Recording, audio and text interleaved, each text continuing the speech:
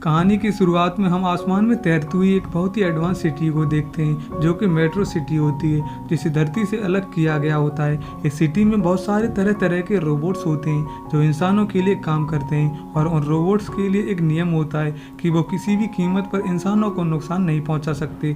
इस सिटी को एक जीनियस साइंटिस्ट टेल्मा ने बनाया होता है। इसके बाद हम मेट्रो सिटी के एक स्कूल को देखते हैं जहाँ टीचर बच्चों को फिजिक्स पढ़ा रहा होता है। यहाँ पर हम टॉबी नाम के बच्चे को देखते हैं जो कि साइंटिस्ट टेल्मा का बेटा होता है, और टॉबी भी बहुत ही जीनियस होता है। टीचर सब बच्चों को कुछ सवाल सॉल्व करने के लिए कहता है। इसके बाद में टॉबी सबसे पहले सवालों को सॉल्व कर देता है और उसे 100% मार्क्स आते हैं। टीचर टॉबी के मार्क्स को देख करके हैरान रह जाता है। इसके बाद में स्कूल की छुट्टी हो जाती है और टॉबी को लेने के लिए उसका असिस्टेंट रोबोट एरर आता है। वो टॉबी को गाड़ी से ले जाने लगता है। तभी टॉबी से उसके फादर वर्चुअली बात करते हैं और वो टॉबी से सॉरी बोलते हैं क्योंकि उन्होंने टॉबी को वादा किया होता है कि वो उसे मिनिस्ट्री ऑफ साइंस लेकर के जाएंगी जहाँ पर वो काम करते हैं। तभी टॉबी के फादर उसे बताते हैं कि वो आज मेट्रो सिटी के मेयर को अपना नया रोबोट दिखाने जा रहे हैं, इसलिए उन्हें आने में देर हो जाएगी। तभी टॉबी कहता है कि वो भी उस रोबोट को देखना चाहता है, लेकिन उसके फादर इसके लिए मना कर देते हैं। इसके बाद में टॉबी एरर को मिनिस्ट्री ऑफ साइंस चलने को कहता है,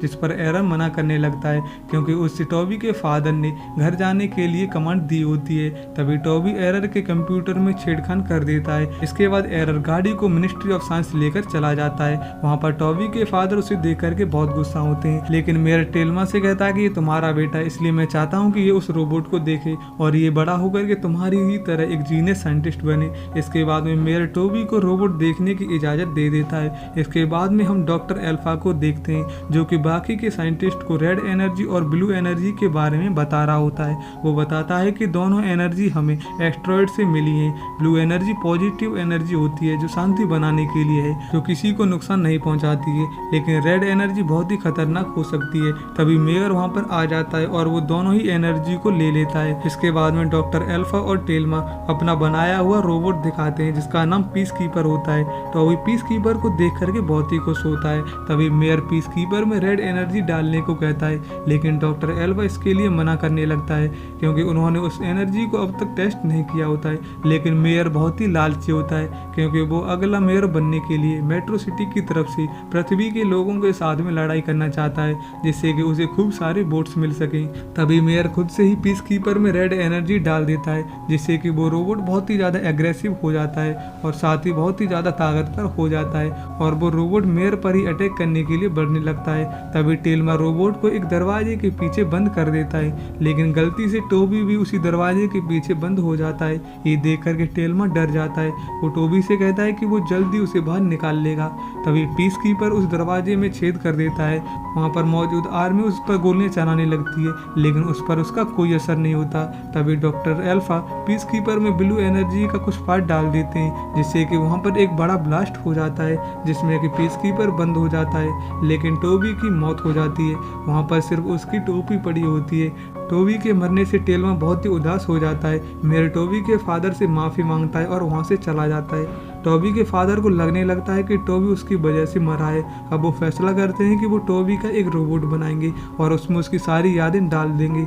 इसके बाद में टेल्मा टोबी का रोबोट बनाने में देर रात लगा देता है। उन्हें टोबी की कैप से एक बाल मिल जाता है, जिससे कि उन्हें टोबी का डीएनए मिल जाता है और वो उस रोबोट में टोबी का डीएनए डाल देते हैं। इसके बाद टोबी को बिल्कुल इंसानों की तरह बना दिया जाता है। तभी रूम में डॉक्टर एल्फा आते हैं जो टेल्मा के कहने पर ब्लू एनर्जी लाए होते हैं। इसके बाद में टेल्मा उस ब्लू एनर्जी को टोबी के रोबोट में डाल देता है, जिससे कि वो बहुत ही ज़्यादा स्ट्रॉन्ग बन जाता है। अब जब टोबी को होश आता है तो उसे पहले जैसा ही लग रहा होता है। टेल्मा उसे उसकी सच्चाई नहीं बताता है और ना ही डॉक्टर एल्फा को उसकी सच्चाई बताने देता है। इसके बाद में टेल्मा टोबी को लेकर के अपने घर चला जाता है, जहाँ पर एरर टोबी को जिंदा देख करके डर जाता है। तभी वो टोबी को स्कैन करता है और उसे पता चल जाता है कि टोबी एक रोबोट है। तभी टेल्मा एरर को मना कर देता है कि वो उसे उसकी सच्चाई ना बताए। इसके बाद में टेल्मा टोबी को उसकी कैप देता है, लेकिन वो उस कैप को लेने से मना कर देता है। इससे टेल्मा को लगने लगता है कि शायद ये रोबोट टोबी की जगह नहीं ले सकता। वो टोबी पर गुस्सा करने लगता है और उसे रूम में भेज देता है। टोबी टेल्मा के इस बिहेवियर से उदास हो जाता है। उसे समझ नहीं आता कि उसके डैड ऐसा क्यों कर रहे हैं। तभी हम शीशा साफ करने वाले छोटे छोटे रोबोट्स को देखते हैं, जो टोबी को देख करके कह रहे होते हैं कि देखो, उस बच्चे की चांद पर 2 सींग हैं। तभी टोबी उनकी बातें सुन लेता है। वो उनसे कहता है कि ये मेरे बाल हैं। तभी टोबी हैरान रह जाता है। उसे समझ नहीं आता कि आखिर वो रोबोट की भाषा कैसे सुन पाया। वो तुरंत ही उन रोबोट्स को पकड़ने लगता है। तभी टोबी गलती से खिड़की से बाहर आ जाता है और वो नीचे गिरने लगता है। वो धरती से टकराने ही वाला होता है। तभी उसके पैर रॉकेट बूस्टर बन जाते हैं और उसे बचा लेते हैं। टोबी अपने पैरों को देख करके हैरान रह जाता है। उसे लगने लगता है कि शायद ये उसकी कोई पावर है। वो बहुत ही ज्यादा खुश हो जाता है और वो पूरे शहर में घूमने चला जाता है। वो बहुत ही ज्यादा तेजी से उड़ रहा होता है। साथ ही टोबी काफी ज्यादा पावरफुल होता है। इसके बाद में टोबी जब घर आता है तो वहाँ पर डॉक्टर अल्फा होते हैं और वहाँ पर टोबी के फादर उनसे कह रहे होते हैं कि वो रोबोट मेरे बेटे की जगह नहीं ले सकता। तभी टोबी कहता है कि आप मेरी बात कर रहे हैं। तभी टेल्मा उसे उसका सच बता देता है। वो बता देता है कि तुम एक रोबोट हो और मेरे बेटे नहीं हो। वो बताता है कि टोबी के मरने के बाद मैंने तुम्हें बनाया था जिससे कि मुझे अकेलापन ना लगे, लेकिन तुम मेरे बेटे की तरह बिल्कुल भी नहीं हो, इसलिए यहाँ से चले जाओ। टोबी ये सब सुनकर के उदास हो जाता है और वो गुस्से में वहाँ से चला जाता है। वहीं मेयर अपने शिप से शहर में घूम रहा होता है। तभी उसके शिप को ब्लू एनर्जी के सिग्नल मिलने लगते हैं जो कि टोबी से आ रहे होते हैं। तभी मेयर अपने कुछ रोबोट्स को ब्लू एनर्जी लाने के लिए भेज देता है और वो टोबी के पीछे पड़ जाते हैं और उसके पकड़ने की कोशिश करने लगते हैं। तभी टोबी उन सब रोबोट्स को एक बार में ही डिस्ट्रॉय कर देता है। तभी मेयर टोबी के ऊपर मिसाइलों से अटैक करवा देता है, जिससे कि टोबी कमजोर हो जाता है और वो मेट्रो सिटी से नीचे जाकर के गिर जाता है। जब टोबी को होश आता है तो वो देखता है कि उसके आसपास बहुत सारे टूटे फूटे रोबोट हैं जिन्हें मेट्रो सिटी से फेंका गया होता है। तभी टोबी को एक पेट रोबोट मिलता है। वो उसे अपने साथ में लेकर के जाता है और एक ट्रैप में फंसा देता है जिसे इंसानों ने बनाया होता है। तभी टोबी के पास में कुछ बच्चे आते हैं। वो टोबी को देखकर कहते हैं कि ये तो एक इंसान है।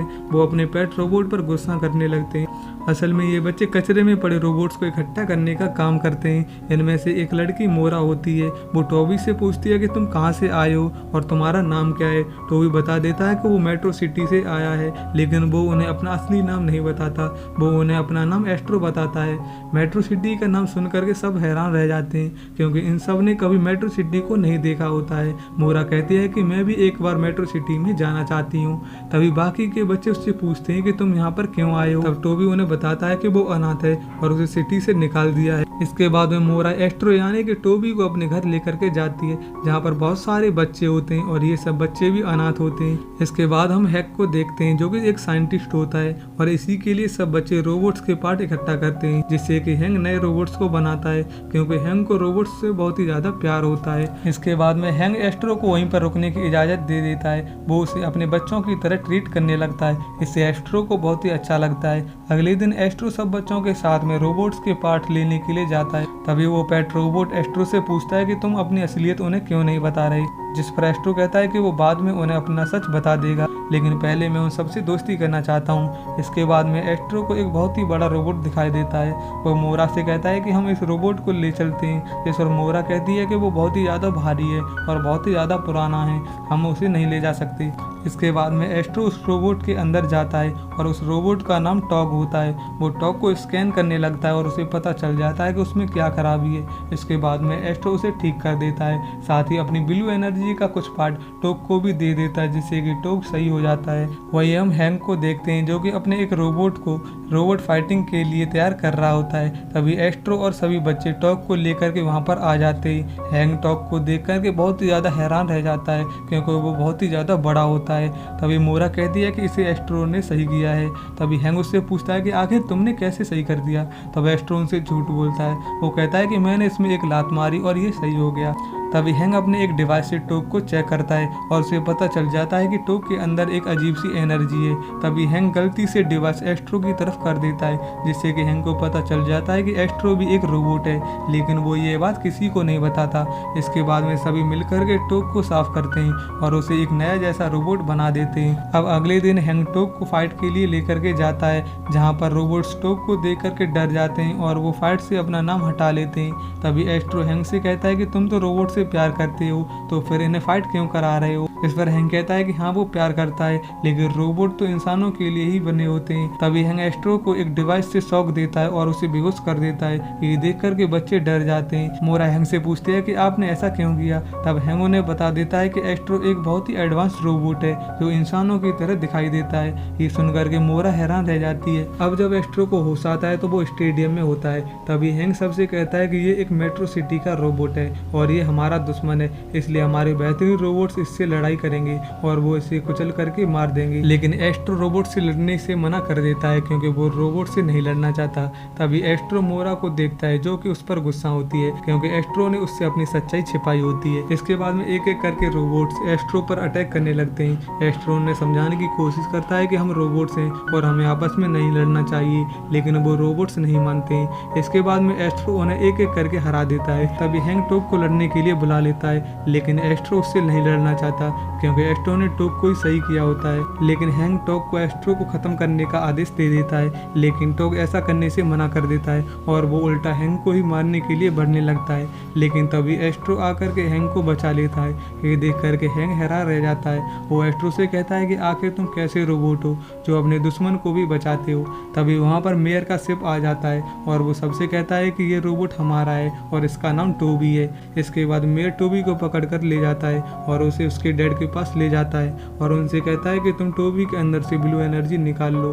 इसके बाद में टेल्मा ब्लू एनर्जी निकालने के लिए तैयार हो जाता है। टोबी भी टेल्मा को कुछ भी नहीं कहता है क्योंकि टेल्मा ने ही उसे बनाया होता है। वो आखिरी बार टेल्मा से कहता है कि मैं आपके बेटे जैसा नहीं बन पाया डैड। ये सुनकर के टेल्मा को टोबी पर दया आ जाती है और वो ब्लू एनर्जी निकालने से मना कर देता है और वो टोबी को वहाँ से भगा देता है। ये देख करके मेयर बहुत ही गुस्सा होता है और वो टेल्मा को गिरफ्तार करवा देता है और वो टोबी को पकड़ने के लिए फिर से पीस कीपर में रेड एनर्जी डाल देता है, जिससे कि पीस कीपर मेयर को अपने अंदर ही खींच लेता है। जिसके बाद में मेयर पीस कीपर को कंट्रोल करने लगता है। अब मेयर बहुत ही ज्यादा खतरनाक बन चुका होता है। वो टोबी को मारने के लिए उसके पीछे पड़ जाता है। जिसके बाद में टोबी और टेल्मा के बीच में लड़ाई होने लगती है, जिसमें कि मेट्रो सिटी की बहुत सारी बिल्डिंग टूटने लगती हैं। तभी मेट्रो सिटी की पावर सप्लाई अचानक से खराब हो जाती है, जिससे कि मेट्रो सिटी धरती की तरफ गिरने लगती है। तभी एस्ट्रो सिटी के नीचे जा करके उसे किसी तरह से सेफली धरती पर लैंड करा देता है। तभी मेयर उस पर अटैक कर देता है। अब जैसे ही मेयर टोबी को टच करता है तो उनके बीच में एक ब्लास्ट हो जाता है। इससे टोबी समझ जाता है कि ब्लू एनर्जी और रेड एनर्जी पास में आने पर ब्लास्ट हो जाती है। अब वो समझ जाता है कि पीस कीपर को रोकने के लिए उसे भी नष्ट होना होगा। इसके बाद में टोबी पीस कीपर के अंदर चला जाता है, जिससे कि रेड एनर्जी और ब्लू एनर्जी आपस में मिल जाते हैं और बड़ा सा ब्लास्ट हो जाता है, जिससे कि पीस कीपर मर जाता है लेकिन मेयर बच जाता है। जिसके बाद में शहर की पुलिस मेयर को गिरफ्तार कर लेती है। लेकिन ब्लास्ट के बाद में टोबी पूरी तरह से बंद हो जाता है। ये देख करके सब लोग उदास हो जाते हैं। तभी डॉक्टर अल्फा कहता है कि एस्ट्रो को ब्लू एनर्जी की जरूरत है, लेकिन हमारे पास में ब्लू एनर्जी नहीं है। तभी वहाँ पर टॉम और बाकी के बच्चे भी आ जाते हैं। इसके बाद में टॉम अपनी एनर्जी को टोबी को देने लगता है, जिससे कि टोबी फिर से सही हो जाता है। ये देख करके सब लोग बहुत ही ज्यादा खुश हो जाते हैं। टेल्मा फिर से टोबी को अपने बच्चे की तरह प्यार करने लगता है और इसी के साथ में इस फिल्म का यहीं पर एंड हो जाता है। अगर आपको मूवी की एक्सप्लेनेशन अच्छी लगी हो तो प्लीज वीडियो को लाइक और चैनल को सब्सक्राइब जरूर से कर लेना।